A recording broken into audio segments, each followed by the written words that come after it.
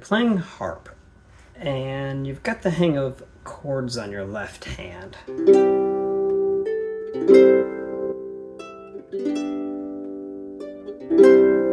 That was a little bit of Teann A-Nall. Forgive me for pronouncing that wrong.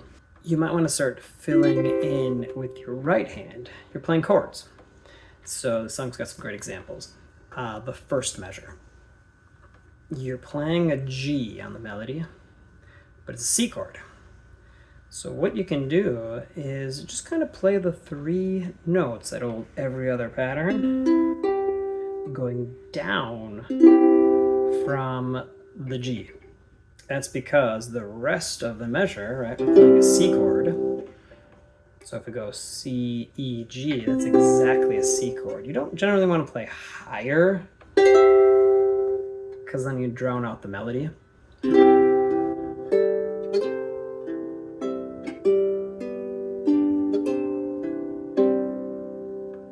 Sounds nice. The next spot in the fourth measure. This one sounds like it should be easy. You're playing a C on the melody and a C with the chords down below. But to play a C chord down below, you kind of have to invert it. So I'm still playing those every other notes. Right? Think about it like a full chord where you're doing from the C to the E to the G. But kind of already got that down here on my chord, right? C, E, G, and then the octave C. So I'm not using that low one. I'm just kind of like picking up with the E, G, C. I'll play it the first couple measures. So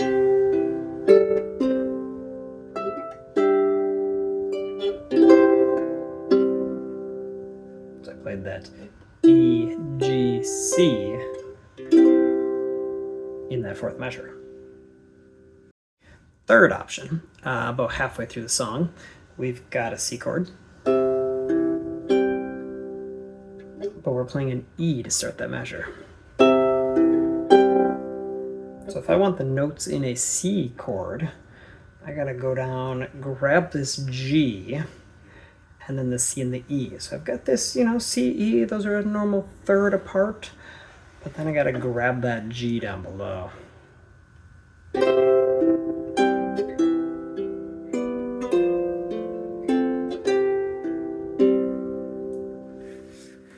That's a proper inversion. The other one was technically a second inversion where I was playing the two notes down below. We've kind of dropped two notes where they'd be above to down below. That's kind of second inversion versus if I'm on the E, kind of keeping that normal third, and then I'm just dropping the kind of G down to the bottom. They're all part of that same C chord. We're just playing C's, E's, and G's just in different spots. Instead of C, E, G going up, I'm either playing C, E with a low G, or I'm doing C as the high one and E, G as the low ones. Can't do all of these at full speed, but I can show you slowly, and you can kind of pick which ones you want to do. So that first measure could kind of reverse my whole C chord. When I get to the C, I'd have to kind of invert the two down below. Get to the G, and that E is not part of that G chord, so I'm just going to kind of avoid anything, just play it straight. And that's that double inversion. The A can do nice and normal. E, that's a funny one because I just played A. When I drop to an E, I have to drop to that kind of double inversion. F, I gotta drop one to a C. I think I do. Yeah. G is a nice normal chord. Well, it's just kind of wholly inverted.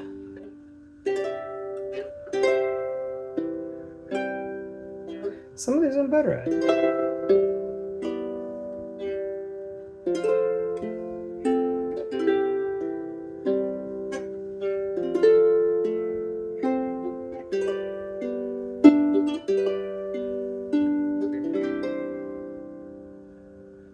So I really had to stop and think as I went through that. If I were playing at full speed, probably sound more like this.